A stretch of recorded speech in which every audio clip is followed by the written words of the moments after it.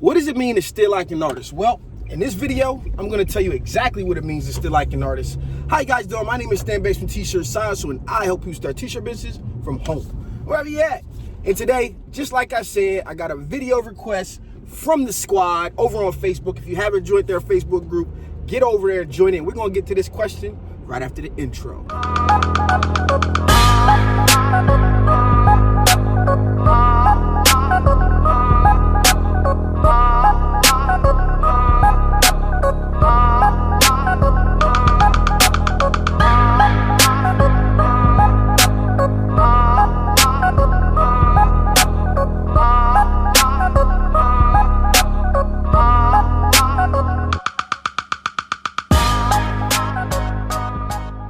Okay, you guys know me, man, and I feel like the book Still Like an Artist has changed my life since I read it.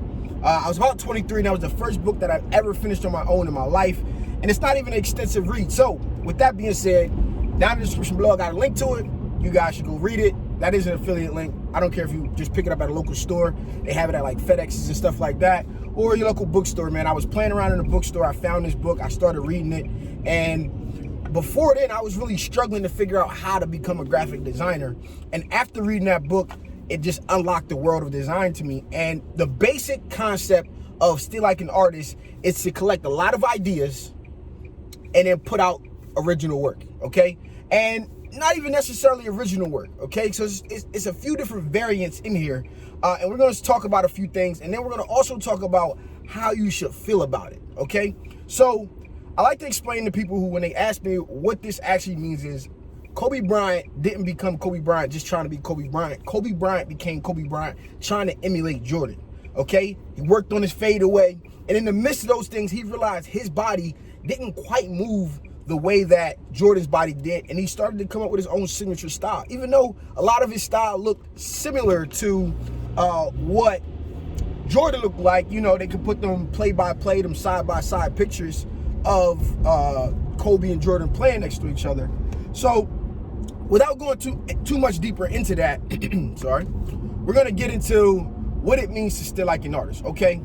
So what I feel like still like an artist is taking an idea that you like. It may be a design style, it may be a layout, it may be some unrelated logo to what you got going on. We got t-shirt businesses. Maybe I like Gerber's logo, just to give you guys an example. Or if you take my Build-A-Bear idea or Build-A-Brand idea, I did a logo flip from Build-A-Bear, okay? And what I ended up doing was saying, hey, I like this style, it's Build-A-Bear, but I wanted to be Build-A-Brand. I took it to my graphic designer, and I was like, yo, listen, I want a bear, I want him to be like a hood type bear, and I want him to look a certain way, and I want to replace this, and this. Okay, so now I take that concept and I applied it to my niche market. Oftentimes, I see my friends do some dope stuff because I hang around a lot of artists, and I say, yo, I'm going to take that. I'm going to steal that like an artist, and I have no problem looking at them and saying, yo, I'm going to take that and I'll apply this to my black college. If you guys remember the hats that I used to do before, if you don't, I did some hats. I had like a print here, print on the front, print on the bill, all on like the right side or whatever the case was. And I got that idea from Olu, which is one of my best buddies, right? My friends in the industry, super creative person. And at the end of the day, as a person stealing, you got to be able to look the person in the eyes, is the way I feel about it. If you stood in the room or when I go to my friends like, yo, I'm taking this, they shouldn't get offended, right? So there's a few different things. Now, when it comes to like a text-based artwork, okay, for example, Straight Outta Compton, right?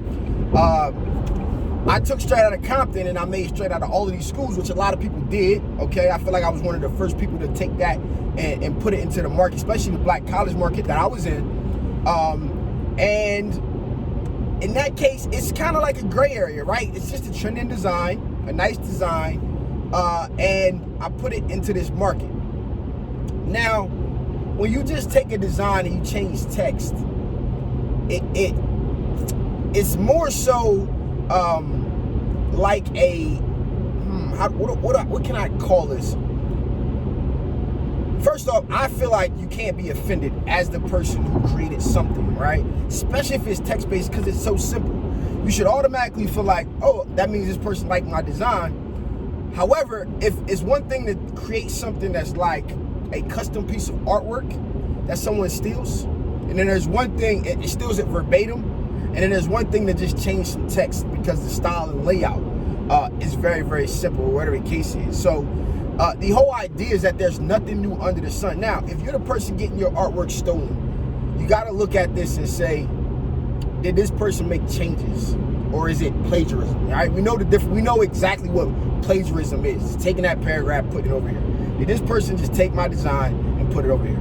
Or did they take the words and lay out their own design? Or did they take my design and put some other things in here? I'm gonna try to drop some things at the end of this video where I took something and I take it and send it to a graphic designer, or I might do it myself, and I'll just say, yo, I want this style, but I want these words, okay? And what you'll find in the midst of doing that is, you know, it's really nothing to get upset about, right? We should feel flattered. You should be pushing the envelope of creativity. But as a person looking to steal like an artist, you gotta take a collection of artworks and put them together, okay? What I mean by that is, you should have in your phone 1 million screenshots. You should have a couple thousand screenshots of things that you saw that you like, but may not necessarily be ready to use right now, okay? So whenever I need inspiration, whenever I see a design, if I like it, but I don't have an immediate use for it, I just collect it. And later on, I go through my screenshots in my phone and I'll be like, I'm working on this right now. I like this style, but let me take this, let's move this here. Maybe I should take this design and that design, and let me make the bottom of this design looks like this one, and the top of this design look like the other one. Whatever the case is, right? You keep all of that stuff in mind when you're working and you're pushing the envelope forward on design as a whole, right? It's natural initially to feel like, oh man, this dude stole my stuff. But if it's not verbatim, if it's not really complex, if it's just text, I'm not exactly sure how I would feel. I would just call the person out. That's normally what I do. Hey man, even if I see somebody in my, like, you know, somebody from T-Shirt Silas was designed and somebody else has it, right? I look at it like, that such and such had the design. Oh, yo, bro, you could at least tag me. You know, when I did Chase Your Dreams, right? A lot of people were recreating Chase Your Dreams. No problem. But a lot of people were creating it exactly with everything. A lot of people are out here asking, what font are you using? What font are you using? It's not about what font you use. It's about where you find the fonts and how you put them together. And that concept of the whole thing is going to create your design style. I feel like I have a signature design style that has not failed me yet. Oh, no wonder I'm getting a little stuffy. I got the heat on. I have a signature design style that has not failed me yet, right? And I feel like when people use it, and I see people using it, I explain it to people, they start to reuse it. But at the same time, are they stealing from me, right?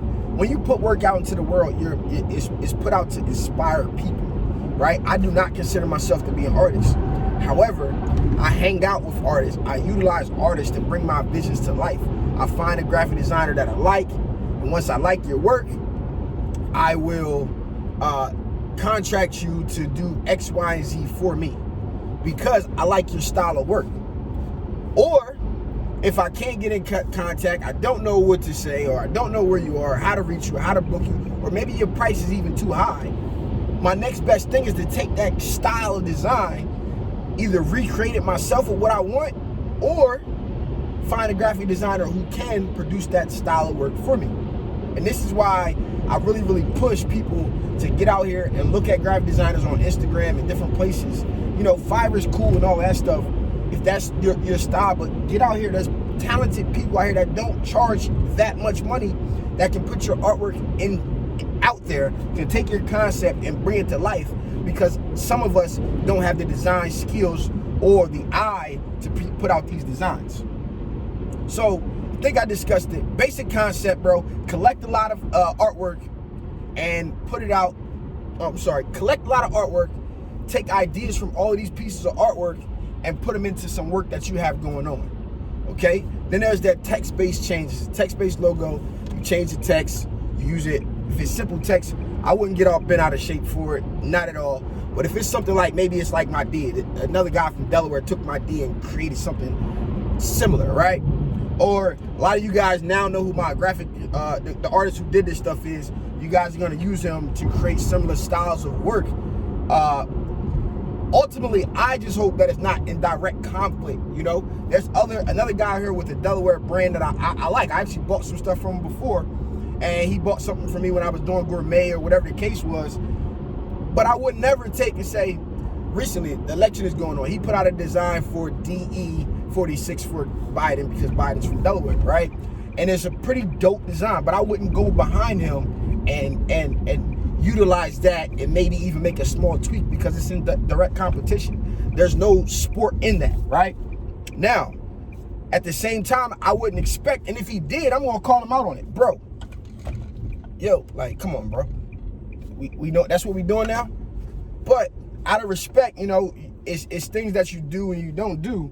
And I think it's a fine line. And as long as at the end of the day, you can stand in front of the graphic designer or I'm sorry, the other person whose work you've stolen like an artist and say, yo, look, yo, I appreciate that, though. I like that. I'm going to use it. You know what I'm saying? Sometimes I'll comment on somebody's work. Yo, that's dope. Stolen, right? And what I mean by steal like an artist, I'm going to steal it like an artist. And it may not be at that initial time, but I'm never going to take, you know, a lot of my concepts for Delaware. I look at brands, for example, Portland. Portland has a dope brand that I like. The Bay Area has a dope brand that I like. It's a few different states and places that have dope brands that I look at those concepts and then I start to create my own ideas and stuff like that off of it. You know, I've taken this Delaware brand and made a Pittsburgh P, similar style with a different P and put the state or the shape of the state inside of it. And you just reapply and repurpose the design for whatever you got going on. So I hope this kind of explains the whole still like an artist concept. But I challenge you guys to take it a step further and relay some things out and go from there. I got to take this call. This has been your boy. Hope you found this video useful. Let me know what your thoughts are down in the description below. I'm like kind of fumbling. This has been your boy Stan Banks. Peace. Yo.